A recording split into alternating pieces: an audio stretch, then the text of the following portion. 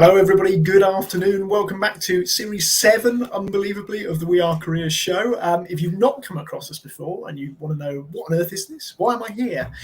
This is your fortnightly bite-sized CPD chunk that we provide to you, done in kind of collaboration with the CDI. And it involves us basically providing a kind of whistle-stop 30-minute tour through some of the big topics affecting the careers sector, giving you a chance to get involved by watching live, giving shout-outs to our careers community, and sharing with you some of the key news from across the CDI and the wider career sphere. So that's us in a nutshell. My name is Chris Webb. I'm a higher education careers professional and registered career development professional with the CDI. And I'm joined as always by my wonderful co-host, meet Sabiha. So Sabiha, how are you doing today? Welcome back, Series 7. It's great to have made it this far, I guess. I know, can you believe it? I'm so excited because we've got so much crammed in today's show. Not only are we going to be talking about what is the matrix standard and how you can achieve it to enhance your work as a career professional, and we've got a fabulous guest that I'm going to be introducing to you very shortly, Roger.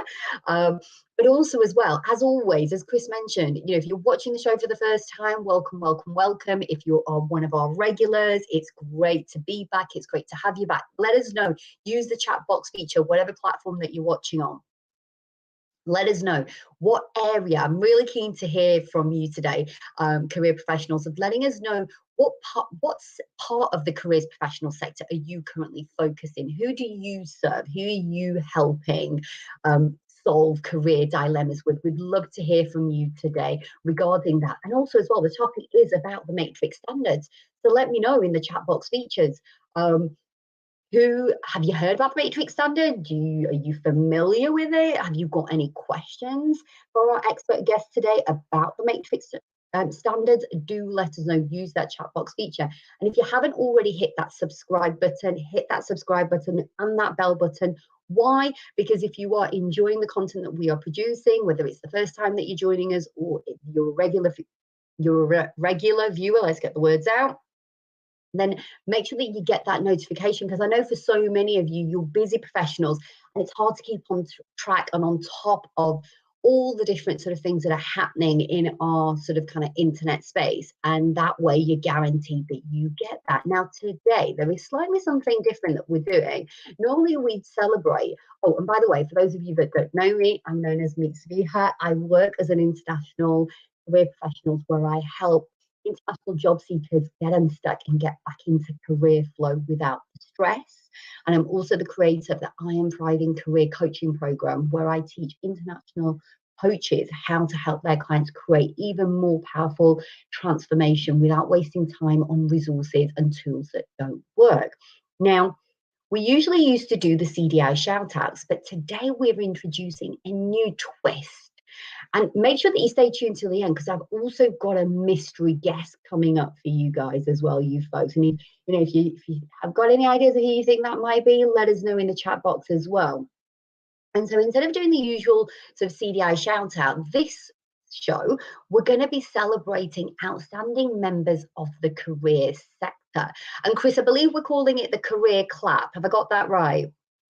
I mean, it's just it's a working title. We can change it. We can change it. We'll take suggestions in the comments, but we want to kind of bring back, I guess, that public nomination shout outs that we used to have in some of the earlier series, because we got some really, really great kind of suggestions from people. Some of the stuff that maybe we didn't see as well across LinkedIn, Twitter, or just kind of more generally. So I think, this is our chance, obviously, for members of the community to nominate other members so we can give them a real kind of proper shout out. So with that in mind, Sabiha, I know that you've got a couple of people you want to give a shout out to. I've got a few people I want to give a shout out to. So we'll start with you, if that's okay. Oh, fabulous. Thanks for that, Chris. And if you've got people that you want to give a shout out to, maybe it's a colleague that you're currently working with right now. Maybe it's you've been going through something and you reached out to somebody and they absolutely helped you and made a difference in the work that you are doing. So join in with us. Let us know and let us have those names.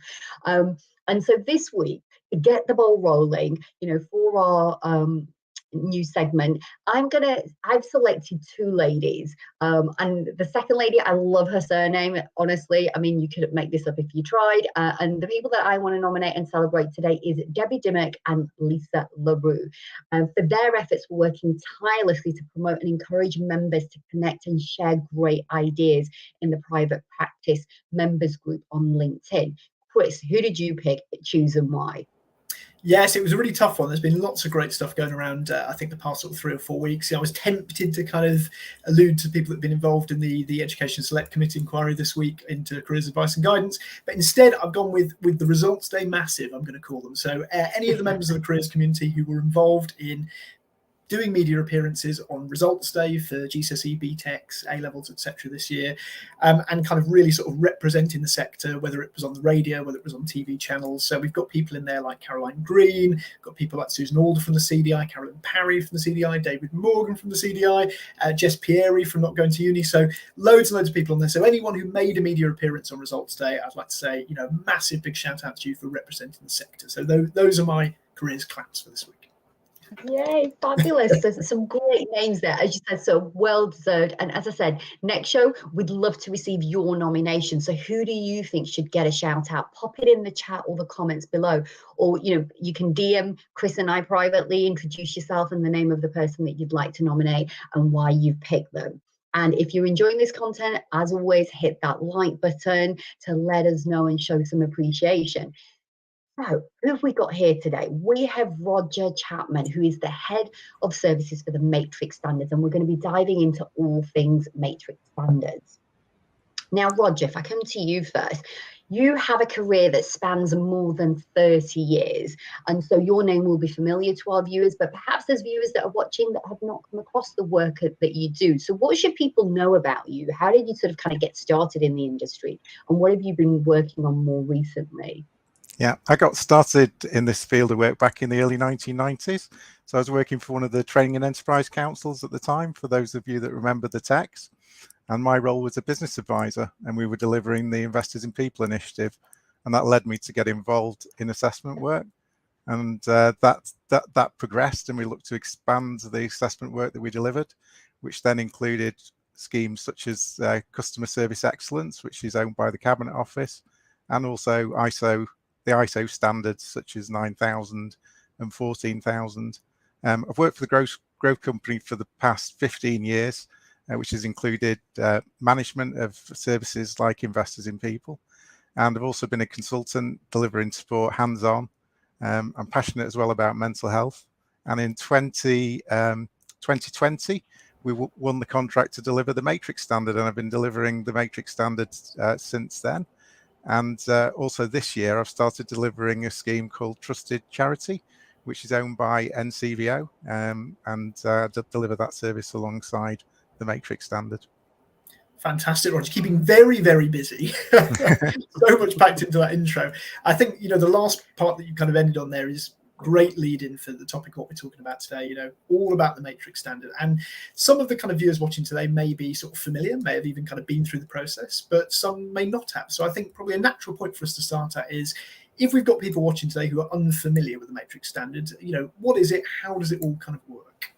That's the standard for information, advice and guidance. It's owned by the Department for Education. We deliver the standard on their behalf. And it works by using the framework in a developmental way to improve your organization. And we provide an external assessment service to recognize your achievements in this area. And in comparison, so I mean, we have standards like the Quality and Careers Standard, for example, that many members may be kind of familiar with. I guess as a comparison, what sort of settings does the Matrix Standard apply to? Where is it mandatory, and where could you potentially, put yourself through? Yeah, great question, Chris. As I said, it is owned by the Department for Education, so it is mandatory in a number of areas. So just to sort of summarize that's further education. So there's loads of colleges, for instance, that have got the Matrix Standard. It's as well mandatory in adult education, and around the adult education budget, it's often prescribed to hold a Matrix Standard.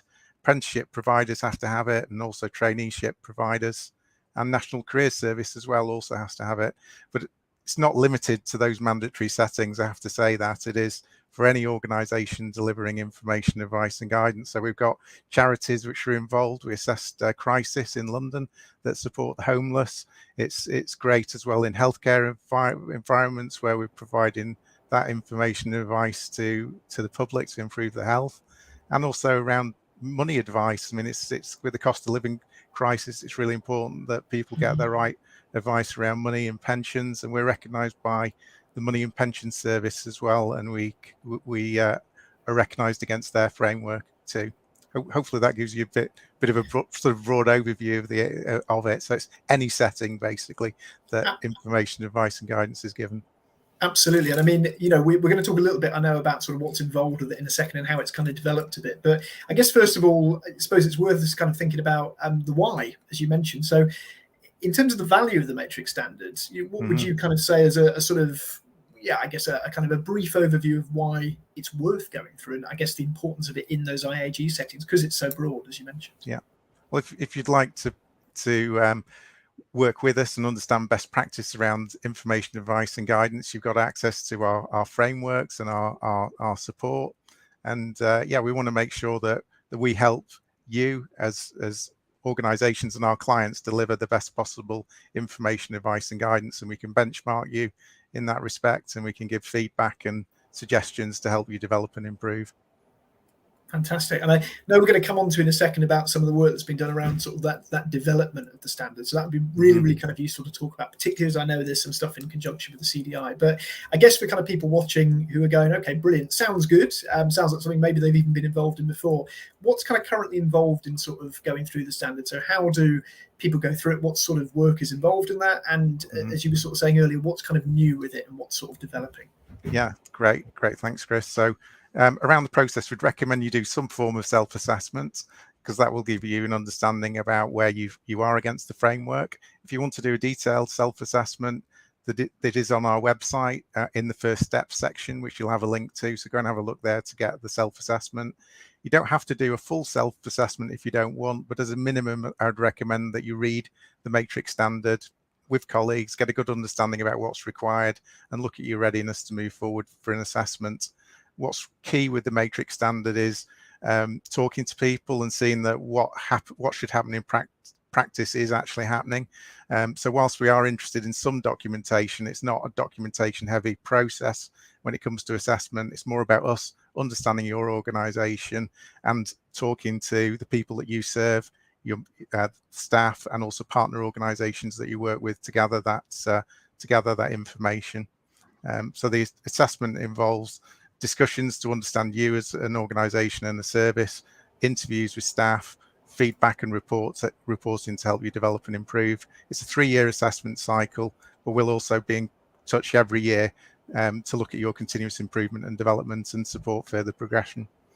That's great. Thank you, Roger. I'm just going to bring Sabiha in first, because I know that we've got comments blowing up before we go any further, because I've said too much. I've talked too much already. So Sabiha, over to you before I interrupt. I'm loving the enthusiasm. And Chris, what I'm loving as well is the questions that you're asking, I know are going to be questions that are on the minds of our viewers and those that are watching on the playback. So the fact that you're asking these questions is great. And Roger, you're just kind of batting these questions out and giving the audience the questions and the answers that they need. And as somebody who had to go through many moons ago with an organization that I was working with to go through the matrix standards, if anybody else is watching right now who's maybe perhaps going through this process and you've got questions for Roger, or maybe that you've got some history or some memories of going through this, because I know Leanne has commented here as well to say it's, she's saying it's great to be back. Thank you, Leanne. It's always great to have your support. Ben Wise has just asked the question, and perhaps maybe you're thinking about this as well.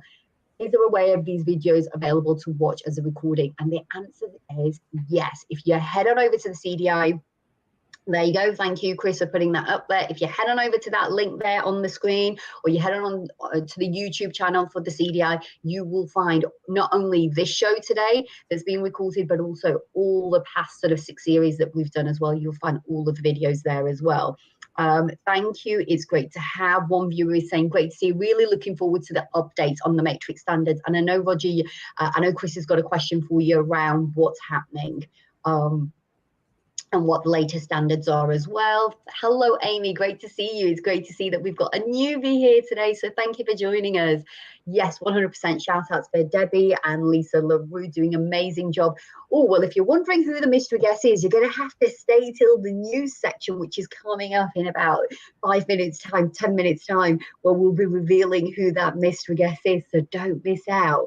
And the amazing media coverage that's been done. Again, lots of people are sharing with us how much that they've appreciated and seen that and helping us raise the profile of our sector as well.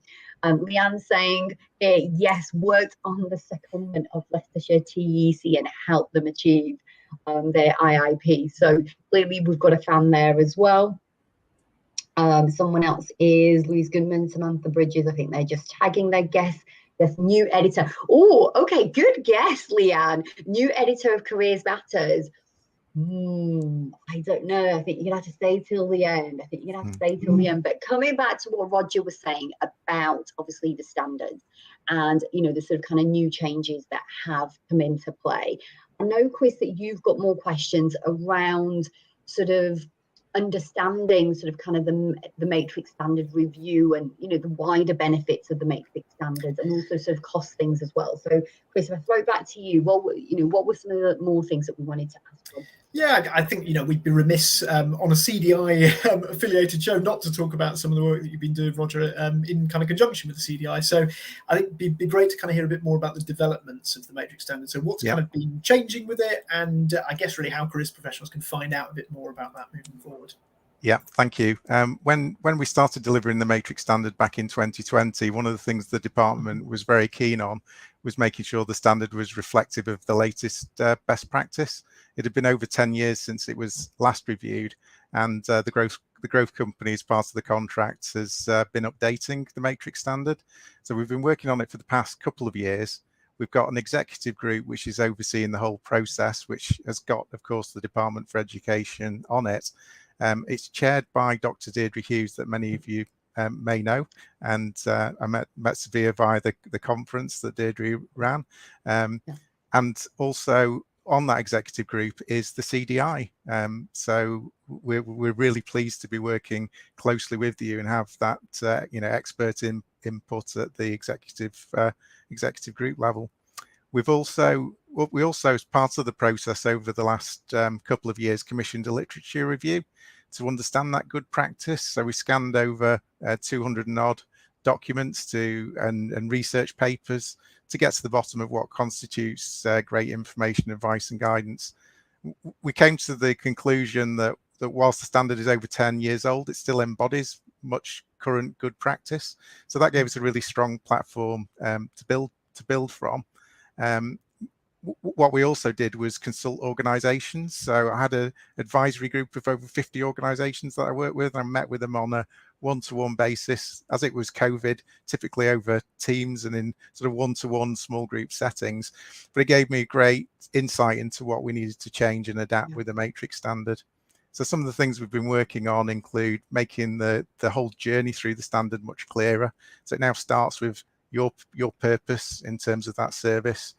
Then sort of flows through to understanding the offer that's provided to service users, ensuring the delivery is effective, and that leads to outcomes for those individuals that you're supporting, which can lead to an impact. It's that sort of wider impact on your organization, and that flows then into continuous improvement. So it's more sort of set out as a journey, which the previous version of the matrix standard sort of isn't set out in that way. We've also tried to remove duplication. We've brought it up to date by including topics such as well-being within it. I mentioned before my passion around the sort of well-being agenda, but it's really important for people in taking on board information, advice and guidance that they're in the right place to do so. So that's sort of a new addition that we've got. We've refreshed areas like equality. We're focusing much more on the language around equity, so making sure that people are treated according to need. There's much more in there about parity of outcomes, measurements around outcomes as well, looking at not only hard outcomes but softer outcomes for those individuals that you support. And we've put more in there as well around distance travelled. It's as I say, there's a lot of good practice in there already. And it's more a case of evolution with the revised standard. We've done over 20 pilot assessments this year, I think 27 in total. And the final version of the standard is now with the Department for Education for their approval. As you'll appreciate, there's been so much happening within government. We were hoping to get it approved in the summer, but with all the changes, I suspect it'll probably be in the next the next month. But yeah, we're doing shout out to Kit Malthouse, our new education secretary, at 5th in the last 12 months. Not bitter. Not being cynical at all. But Roger, do you know what? Thank you so much for kind of sharing that journey. And you know what's really great, and I think for anybody else who's watching, is anybody else sort of kind of hearing what Roger is sharing with us, that actually they're evolving. It's a two-way process, that they're listening and they're adapting the standards to make it relevant to 2022 and beyond. And that's great to hear that this is, part of the journey of the evolution of the matrix standard. And so sort of, as always, we always sort of kind of run out of time on these things. So there's definitely one question that I do want to bring in, because perhaps maybe you've made people think about matrix standards in a slightly different way, or perhaps maybe people have got more questions for you of how they reach out. Obviously, Roger's sharing with us his contact information, so you'll see that shortly on screen, where you can go and connect with him on LinkedIn. But but before we do that, I know that there is the career professionals who've been listening today and are interested in finding more about the development, because we've only been able to skim the surface with the matrix standards. How can they find out more and take that conversation to the next stage? And I also believe as well that there is a session that you're going to be doing very soon, in a couple of weeks' time, on the 20th of September as well, talking about exactly this for CDI members and beyond. So tell us a little bit about that as well, Roger. Yeah, I will do. Just before I do that, I should have mentioned about sector guides before, because what we want to do, because we support such a diverse range of different sectors where information, advice and guidance is delivered, we're really keen on developing sector guides. We're working on one at the moment for FE, and we've been working in partnership with the CDI on that. But if you've got any ideas about sectors we should be providing guides for, please just let us know in the chat on that. There is more sessions coming up, which I'm pleased to promote. We've got a session for CDI members, sort of run through the CDI, which is on the 20th of September. If you look out for that, it's entitled The Revised Matrix Standard, a First Look. So I'll be going through the standard in a bit more detail on that session for any members. Also, the Growth Company, we're running our own session on the 5th of October, which is open to all, and that's from 10 o'clock to 10:45. Please contact me direct if you're interested in attending any of those sessions, and we can help take that forward. And of course, for the CDI members here today, just use the usual channels to book onto that one. Yeah, fantastic. Thank you for sharing that with us. And I love the fact that for those viewers who are members, you don't need to be a member to access and benefit from what Roger's talked about here today. Chris, as we wrap up, running out of time as always, before we head on to the news section, and I know it's on mystery guests waiting in the wings in the green room, perhaps maybe in a minute or so.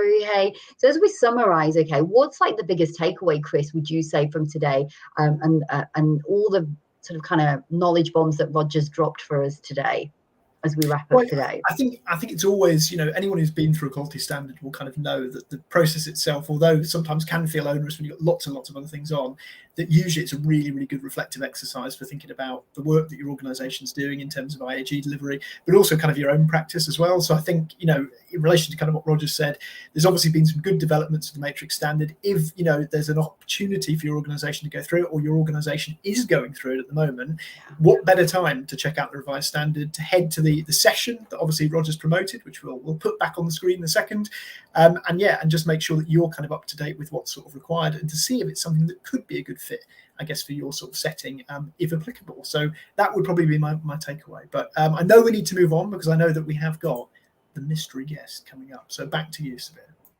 Fantastic. So thank you so much, Roger, for joining us, and for you, our viewers, for watching us and staying tuned with us. Continue this conversation in the private Facebook community that we have set up, but also as well in the comment section. Hit that subscribe and like button, as always, and that bell button to make sure that you get regular notifications. So now, normally at this stage, I move on to doing the CDI news, for those of you that are familiar with the show. But today's show, as it being the first show back for Series 7, I wanted to go a little bit extra for you, the viewers. And so I thought, well, I could do the news. However, why don't I just bring on our president, to come and share with us the latest CDI update. So it gives me great pleasure to welcome the fabulous Carolyn Harry, our president of the CDI. And if you're not a member of the CDI and you're wondering what this hoopla is all about when it comes to the CDI, then head on over to the website. For less than a Starbucks coffee, you can become a member and get a whole ton of value and benefit. So welcome, Carolyn. It's great to have you with us today. So what is the new CDI news for today? Well, thank you ever so much for the invite. And I have to say, first of all, thanks, Roger, for a really interesting session. I know all the work's been going on in Matrix, obviously, and really good and important stuff. And a shout out, I have to do a shout out to Sabiha and to Chris for Series 7. Who could believe we're on Series 7? Well done, guys. You bring a real energy every time you bring the show. So the news today, I think I'm here to do a shout out for something that's really important to the CDI. We have 3 important posts coming up, which are all on the board. One of them is the one that you all know about, because the call for applications has already gone out to members, and that's the ONSEC position, the Honorary Secretary position, or in this case, the Honorary Secretary-elect. Now, before I go into the detail of that, I also need to do a massive shout out to Monica Lemecca, who has done a sterling job for the last 6 years or so, 7 years now, as our secretary, our ONSEC on the board, making sure that we're doing all the things we need to be doing as an organisation from a governance and are we being well run approach. Monica's been tireless in her efforts and has come to the end when she cannot be retained any longer because it goes against our governance. So we have called out again. Now, you may recall we put a previous call out for ONSEC and we didn't get any responses. And we took a look at this as the board and went, yeah, this is actually quite a gargantuan task in the way that it was scoped before. So we've done some rework, and what we've called out for now is an ONSEC elect role, which will run until the start of next year. That gives that overlap period with Monica so that the person coming in can feel really up to speed and confident and know what they're doing, and then they'll take over for a 3-year term. We'll go through the normal election cycles after that. So it's a really important role, and that's what I'm going to focus on today. I'll talk about the other 2 very briefly. The second one is the chair of PSC, Professional Standards Committee, very important too. And again, a shout out to Avril Hannon for all of her hard work over the last, I don't know how many years, making sure that we are professional and we are ethical in the behaviour so that our clients get the very best and the most up-to-date support and knowledge underpinning that support that's possible. So a big shout out to Avril too. So we're losing 2 stalwarts, and we need 2 more stalwarts to come in, and we need a 3rd, which is the president-elect role that I stepped into last December, and they'll come on and work very closely, particularly with me, I think, over that next year, but as a board director, to understand from December onwards how to then take over the role in a year, December's time, to then become and be privileged to become the president role, because it's a very privileged seat to sit in. Something you guys hear me say every time I open my mouth, I think, and it is. So back to the ONSEC role. What's it all about and why should you do it? So ONSEC is all about making sure we're in order in terms of our governance. It's about things like, have we done all the paperwork we need to do with Companies House, because we're a limited company, a particular type of limited company? Are we following the rules that we have set for us as an organisation in our governance? And we're doing a bit of a governance review at the moment because a few bits and pieces need a bit of a tidy up. But it's all that sort of thing. It's working with the Chief Exec, David, and myself as President to work out what we need to be addressing at the next board meeting. It's about making sure we have all the documentation to support all the actions that we take and all the things that we're considering. Now, what we've done to make this role easier and more manageable, and we hope much more attractive, please think about doing it, because it's actually a really exciting opportunity for anybody who wants to do it. But what we've done is we've taken the secretariat bit out, and that will be done by somebody who's employed by the CDI. So there isn't the need to write all the minutes and do all of that, all the admin-y type stuff. But there's a real need for somebody to make sure that we're working properly at strategy level against our governance and helping steer the direction of the profession. So why would somebody want to do this? This is my sales pitch moment. There are lots of good reasons. It's a really good board, actually. We're a diverse board. We're right the way around the whole of the UK, from Wales, Scotland. We've got people taking on different specialisms. Obviously, we've got lots from England, but it's a very balanced board in making sure that we have UK-wide representation for all members, because we're all here by grace of members. So we all sit here remembering there are nearly 5,000 members who are watching what we're doing and making sure we're representing them well. So a great board to work with. You get a bird's eye view of the profession. You get to use the skills that you have to make a difference and bring on new skills as well. We're doing lots of exciting things at the moment. We've got a massive digital transformation project underway. We have the first mini board group looking at that with David this morning. Very exciting. Keep your eyes open for when that starts to come out more to membership. We've got the whole piece about looking at, are we going chartered or not? We have lots of other things that are on the way as well, including some work on governance. So really exciting projects to be involved with. Opportunities to learn and grow yourself through a network, a chance to be a non-exec director, which cranks your career yourself up another level. And there are opportunities, not with the CDI, most boards don't pay, but there are some boards that will actually pay people to be non-exec directors. So there could be another opportunity there for people. But it is such an exciting time. 100 years of careers, why wouldn't you want to come and get involved and help the cause of the profession that we all love dearly? So that's my plea. Key dates, I think you're going to share that information again in the show documents, but just to highlight the key dates, must be nominated by Friday the 23rd of September, 4 o'clock. You need 5 people to nominate you. Bit of advice, treat it like a job application in the way that you write your answers. I'm with professionals, I don't need to explain what that means, but that's how you get a good nomination going through. And if you're keen to do this, and if you want to find out more, talk either with Monica, whose email is on the paperwork, or myself. Both of us are very happy to have conversations. I've already had one person get in touch, which is encouraging. Please, we need somebody to come and stand in this space. It will be unopposed and go through straight off if there aren't any other people applying. But if there are people applying, it will go through a competitive voting process with members. We'd like a good field. Don't think, oh, somebody else is already applying, I won't. Think, actually, I should apply, because we need the very best people coming forward to help serve this profession that we all love dearly. Did that give you enough of information? That is absolutely perfect, Carolyn. So yeah, we just reiterate again to members, check your emails. The ONSEC stuff has already been shared with the dates, obviously the closing dates that Carolyn just mentioned, and then keep an eye out obviously for the PSC and the president-elect roles as well coming out. So do keep an eye out for those. Carolyn, thank you. Whistle stop. As always, we're running over. This is definitely on us, not on you. So very, very quick, rapid news roundup, because there's some really kind of important things just to be aware of that are happening this week. One of which you probably couldn't have avoided is we have a new Prime Minister and a brand new cabinet, including, as we mentioned, new Education Secretary in Kit Malthouse, new Business, Energy, Industrial Strategy in Jacob Rees-Mogg. Reserving any political opinions here, obviously it's going to be big news for our profession. We need to see how that develops under the new premiership of Liz Truss, so it's a good thing to keep an eye out for. Second big thing to look out for this week, and I highly recommend Twitter for this, the Commons Education Select Committee CEIAG inquiry, looking at the quality of careers advice and guidance and the structure of careers advice and guidance in England and Wales. Do have a look at some of the stuff that Robert Halfon's been posting on Twitter. He's kind of been like live tweeting quite a lot of it. We've had people like Chris Percy, Tristan Hooley, who've been giving evidence, really worth keeping up to date with. There's going to be some kind of key sort of comments and questions in there that may inform any future career strategies, so well worth checking out and seeing what comes of that. And there's also the Youth Voice Census 2022 from Youth Employment UK, just dropped yesterday. Slightly sobering news about the picture for kind of young people age 11 to 30 in the UK, but well worth reading, certainly kind of influential in terms of the work that we do as careers professionals. So do check those out, and do also check out our next episode. So in 2 weeks' time, on Wednesday the 21st of September, still at 12 o'clock, we're going to be welcoming Ambreen Nadeem, and she's going to be talking about mental wellness resilience at work. Ambreen's got a huge profile on LinkedIn talking about work within this space, and I think it's going to be a really interesting episode, something we've had quite a lot of requests for as well. So that really brings us to the end of this week's episode, running over as always.